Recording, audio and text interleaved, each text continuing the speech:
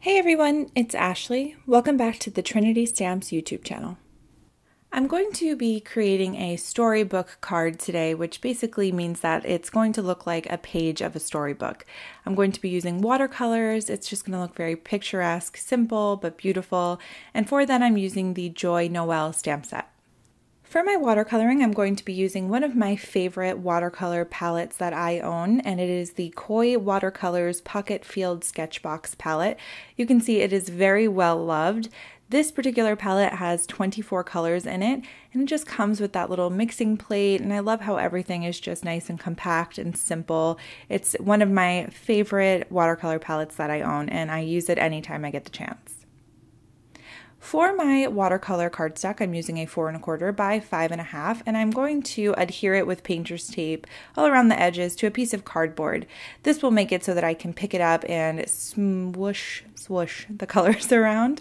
And I'm also going to be using the moon from the Silhouette stamp set in the top left-hand corner of my cardstock. So I want to make sure that when I am doing the watercolor, I keep that area a little bit brighter because that's where my moon is going to go. So to go ahead and get started, what I'm going to do is make this blue sky color. To activate the watercolors, I take my distress sprayer and just spray water all over the watercolor palette. And just off camera, I have 2 cups of water. One will remain clean water and the other will be the water that I mix the colors or get the colors off of the paintbrush with. You can see there in that middle well, I've got a blue color, and that is actually dried on there, but once I start putting water in it and then mixing other watercolors with it, it will reactivate it. So I like to keep that in there just for an idea of the color that I want. Normally when I use blue, I'm doing skies or something of the sort, so I like to just add to that blue. Now that I've got the color mixed to where I think I would like it, I'm going to take some clean water and put it all over my cardstock. This will make it so that when I'm ready to put the watercolor onto the cardstock, which now I need to do fairly quickly because obviously it will dry, but when I put the watercolor onto the cardstock, it will feather out a bit rather than just soak right into the cardstock. You can see that happening a little bit here, but honestly, I didn't put enough water onto the cardstock. I don't want to ever oversaturate it, but I definitely undersaturated it this time.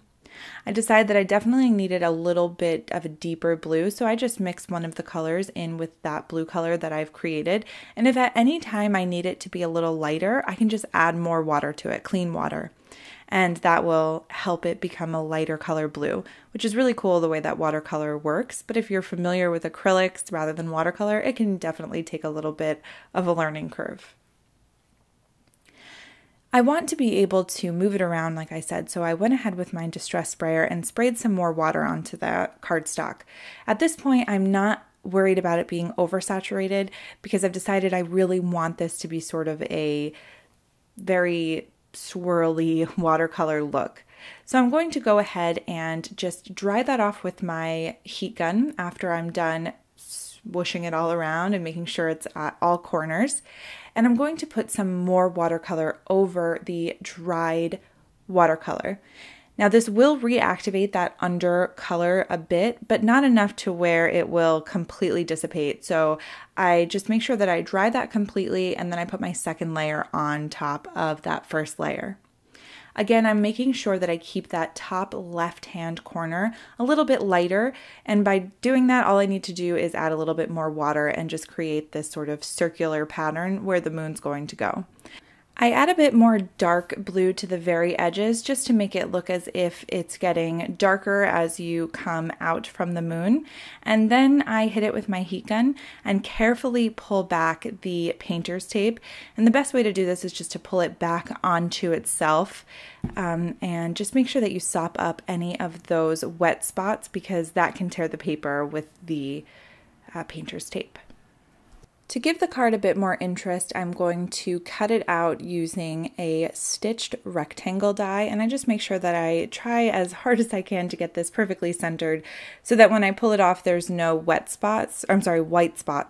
But if there are any white areas sort of on the edge, you can just go back in with that blue color again and cover it up.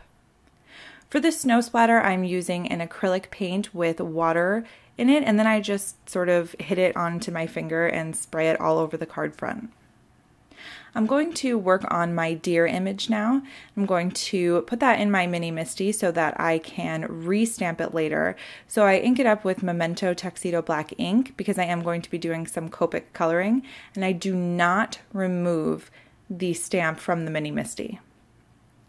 I go ahead and Copic color my deer. I'm also going to be Copic coloring a star from the set as well, but I don't show too much of it. Honestly, I cover the image quite a bit with my hand, and I wanted this to be more about the watercolor scene anyway, so I'm just going to go ahead and skip over that. If you are interested in the colors that I use, they are in the description. Because I didn't take that stamp off of the Mini Misty, I'm able to put it back in and stamp over it again. This is one of my favorite techniques that I've learned for Copic coloring. I think that it just comes all together when you re-stamp it again. It looks nice and crisp and clean, and I like the way it looks when you re-stamp it. I'm going to use the coordinating dies and cut that out so that I can put it onto my card front when I'm ready with some foam tape. To create the snowbank, I'm just going to use a piece of cardstock cut to the same size, and I'm going to use an X-Acto knife just to cut out this snowbank.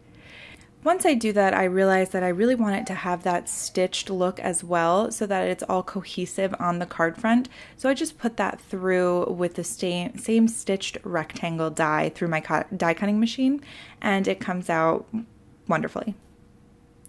I go ahead and put some Tombow Mono multi-glue onto the back of that snowbank and adhere it to my scene. And now I'm going to use that moon, that silhouette moon, and I'm going to prep my cardstock there in the top left-hand corner with a powder tool.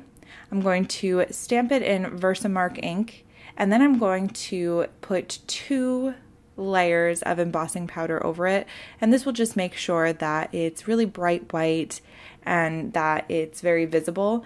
I was a little afraid that you wouldn't be able to see the white, so I did sort of flirt with the idea of putting a yellow moon, but I really wanted it to match the snow below. So I went with white, and I'm glad that I did. I like the way it turned out.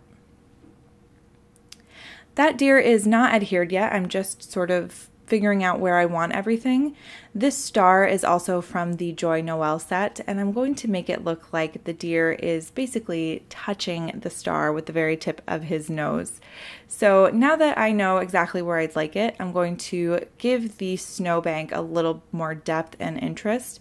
And to do that, I'm going to use B00 just to add some slopes, BG10 just to blend that out a bit so that it's not so harsh, the blue, and then I'm going to take my colorless blender and go over the entire snowbank and just make sure that I blend that color out.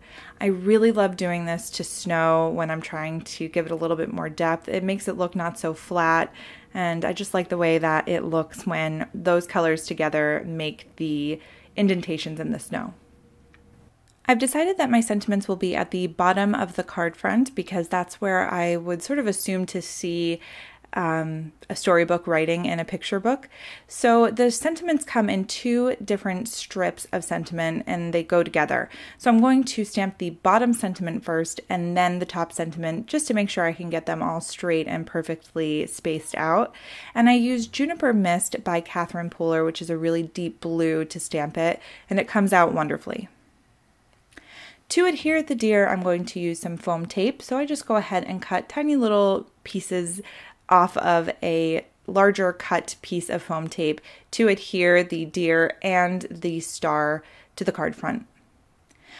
The star also has a stamp that sort of makes it look like it's gleaming or shining, so I go ahead and use those in VersaFine Onyx Black ink, and then I go ahead and supplement some of the snow with a white gel pen. With foam tape, I adhere it to an A2 size card base, and then I am finished. I hope that you have enjoyed the video. Thank you so much for watching. As always, links to all of the products used are in the description, as well as my personal YouTube and blog. Thank you so much again for stopping by, and I will see you very soon. Thanks. Bye.